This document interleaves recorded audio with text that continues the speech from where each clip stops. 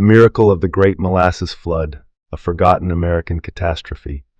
On a crisp winter afternoon in Boston, January 15, 1919, life in the North End neighborhood seemed ordinary.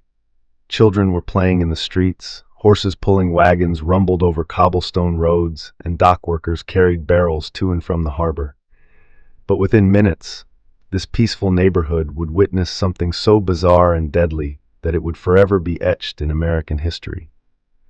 It wasn't an earthquake, a fire, or a hurricane. It was a flood of molasses.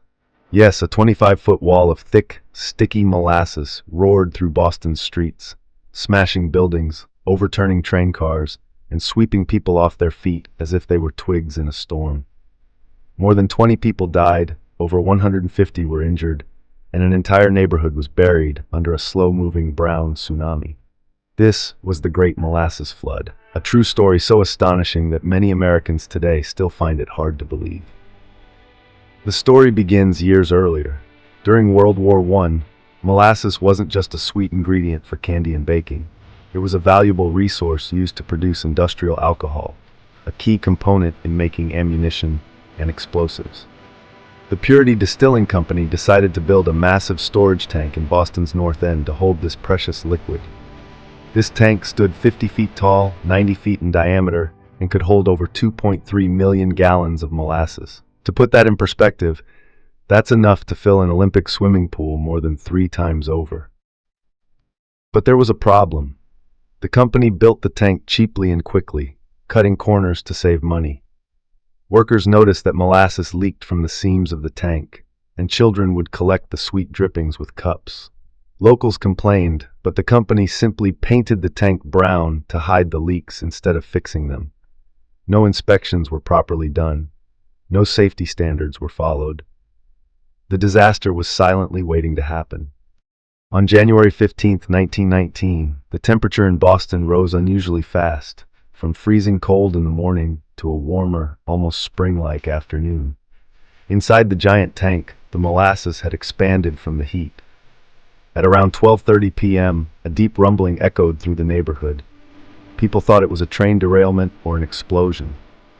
But within seconds, the steel tank ripped apart, unleashing a thunderous molasses wave rushing at an estimated 35 miles per hour.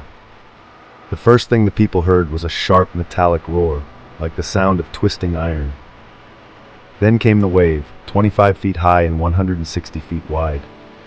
It moved like a living creature, unstoppable and crushing everything in its path.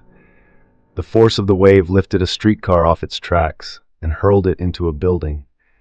Wooden homes and stables were ripped from their foundations. Horses, unable to move through the sticky mess, were swallowed whole. Firefighter George Lay was inside the local firehouse when the wave struck. The firehouse was smashed like a toy. Lay and several of his men were trapped in the wreckage, fighting for their lives as molasses slowly filled the room. Rescuers worked desperately with saws and axes to free them, but it was too late for some. People nearby screamed as they tried to run, but the molasses made it nearly impossible to move.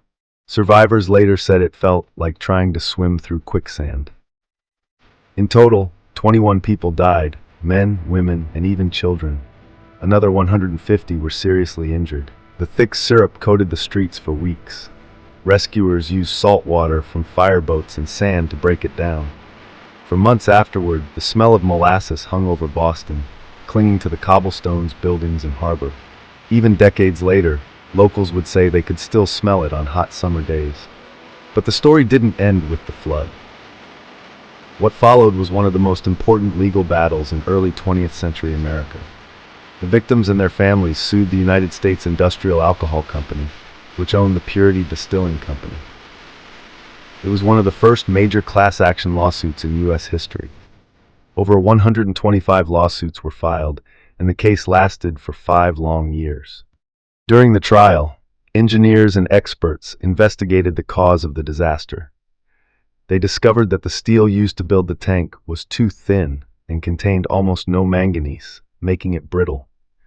The tank also lacked basic safety features like pressure relief valves.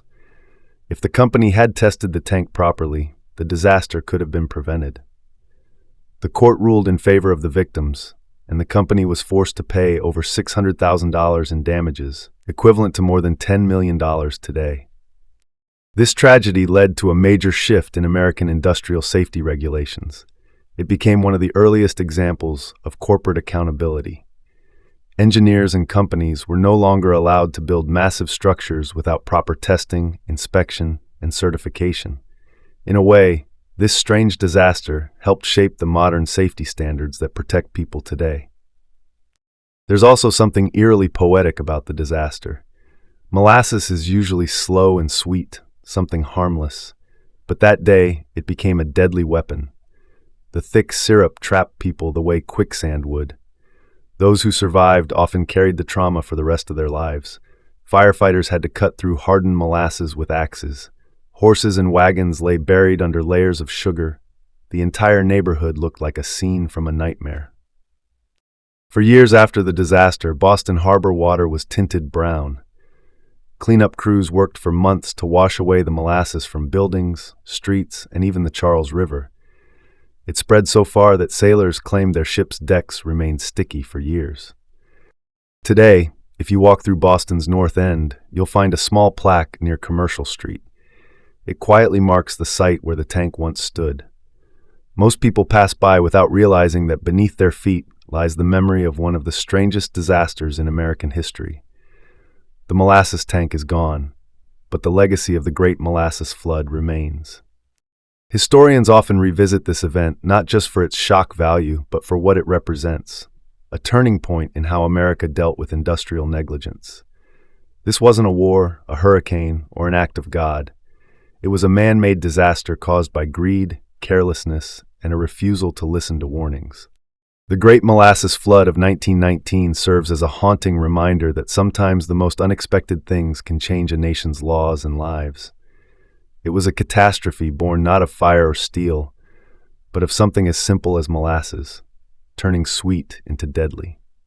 Even today, over a century later, locals and historians gather every January to remember that strange afternoon when Boston was drowned, not in water, but in molasses. And with every retelling, the story continues to fascinate, shock, and warn new generations of Americans. It's a story of tragedy, accountability, and resilience. A piece of history so unbelievable, yet entirely real. The Great Molasses Flood of 1919 stands as one of the most astonishing and tragic industrial disasters in American history. What began as an ordinary day turned into a nightmare that claimed lives, destroyed a neighborhood, and shocked the nation. But this disaster also sparked something bigger. It forced the country to demand corporate responsibility, better safety standards, and engineering accountability. From a leaking molasses tank came lasting change. New building codes were created, engineering practices were strengthened, and companies could no longer ignore public safety.